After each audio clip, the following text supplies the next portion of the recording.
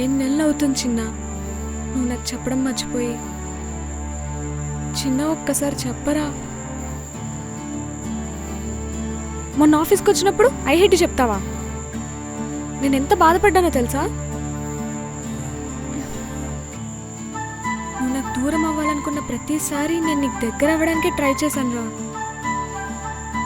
చిన్నోడు అనుకున్నాను కానీ ఇంత మొండోడు అనుకోలేదు. నీకెప్పుడు చెప్పలేదు కదా నేను చిన్న ఎందుకు పిలుస్తాను.